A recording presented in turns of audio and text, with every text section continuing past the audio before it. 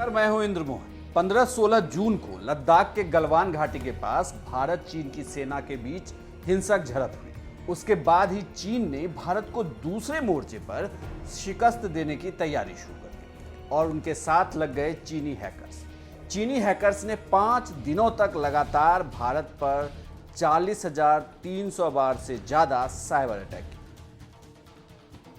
चीन में cyber war के लिए बाकायदा हैकर्स ग्रुप है और यह भी कहा जा रहा है कि दुनिया की सबसे बड़ी हैकर आर्मी चीन के ही पास है, जिसमें 3 लाख से ज्यादा हैकर्स काम करते हैं। और इससे भी बड़ी बात, इनमें से 93% हैकर्स ग्रुप को वहां की पीपल्स लिबरेशन आर्मी और चीनी विदेश मंत्रालय से फंडिंग भी की जाती है। अब आपको बताते हैं कि चीन ने इसकी शुरुआत कैसे की। दरअसल चीन ने यह सीख अमेरिका से। चीन ने इन सब की शुरुआत अमेरिका को देखकर खाड़ी युद्ध के वक्त, जिसे गल्फ वॉर भी कहते हैं, अमेरिका ने इराक के खिलाफ युद्ध में तकनीक का इस्तेमाल किया और डेटा हैक किया और इसी की बदौलत जीत भी हुई थी। खाड़ी युद्ध में तकनीक का इस तरीके से इस्तेमाल देखने के बाद ही चीन को भी यह महसूस हुआ कि कैसे नई तकनीक, खासतौर से इंफॉर्मेशन टेक्नोलॉजी, एक युद्ध से बचने में बहुत जरूरी भूमिका निभा सकती है।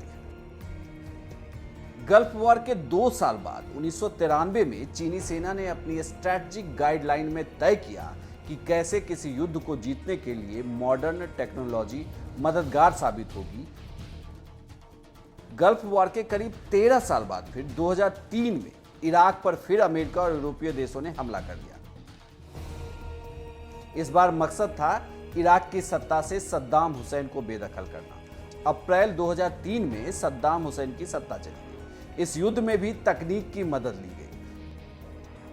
2004 में इराक युद्ध के 1 साल बाद चीन ने फिर गाइडलाइन में बदलाव किया और इस बार तय किया कि कैसे आर्म्ड फोर्सेस को युद्ध जिताने में सूचनाएं जरूरी फैक्टर साबित होती है।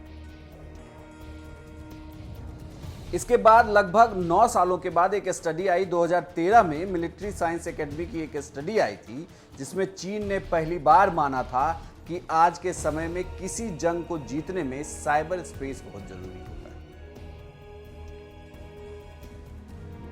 इतना ही नहीं, पीएलए का यही मानना है कि युद्ध के हालात में सेना पर खर्च करने की बजाय दुश्मन देश के खिलाफ साइबर वार छेड़ना फायदे का सौदा होगा। अब आपको बताते हैं कि फिलहाल चीन क्या कर रहा है। चीन में 2 तरीके की आर्मी काम कर रही है। पहली तो पीपल्स लिबरेशन आर्मी और दूसरी है साइबर आर्मी। चीन में साइबर आर्मी को भी उतना ही महत्व मिलता है जितना पीएलए को मिलता है। 2019 में अमेरिका के डिफेंस डिपार्टमेंट की एक रिपोर्ट आई थी। इसके मुताबिक चीन की साइबर आर्मी में जो हैकर्स हैं, उनका काम भी बटा हुआ है। ये लोग दूसरे देशों की खुफिया जानकारियां जुटाने और उनके कंप्यूटर नेटवर्क में हमले करते रहते हैं। इतना ही नहीं, पीएलए की इस यूनिट के हेडक्वार्टर के बारे में भी दुनिया को 2013 तक पता ही नहीं था।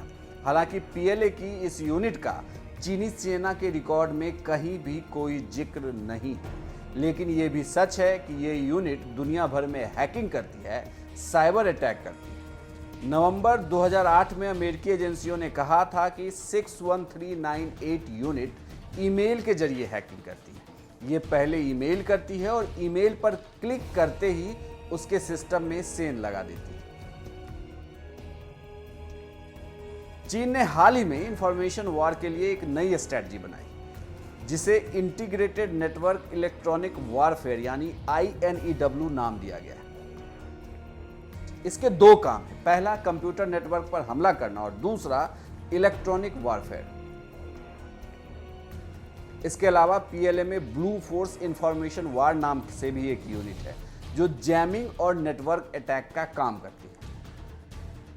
अब आपको लगे हाथ ये भी बता देते हैं कि भारत में इस साइबर हमले से निपटने के लिए क्या व्यवस्था है। दरअसल मई 2019 में भारत में भी साइबर हमलों से निपटने के लिए डिफेंस साइबर एजेंसी का गठन हुआ था। इस एजेंसी का काम चीन और पाकिस्तान के हैकर्स की ओर से होने वाले साइबर हमले को रोकना है। ये एजेंसी तीनों सेनाओं को मदद करती है। एजेंसी के बारे में ज़्यादा जानकारी फिलहाल मौजूद नहीं है, लेकिन कुछ रिपोर्ट्स में ऐसा कहा जाता है कि एजेंसी के पास नेटवर्क को हैक करने, माउंट सर्विलांस ऑपरेशन करने, हनी पॉट्स रखने और हार्ड ड्राइव और सेलफोन से डिलीट किए गए डेटा को रिकवर करने, इनक्रिप्टेड कम्युनिकेशन और चैनल्स को ब्रेक करने जैसी क्षमता है। हालांकि अभी तक चीन के साइबर हमलों से यह एजेंसी बचा रही। ऐसे में अब साइबर सुरक्षा को लेकर भारत सरकार को भी अपनी सुरक्षा पर और ज्यादा पुख्ता इंतजाम करने होंगे।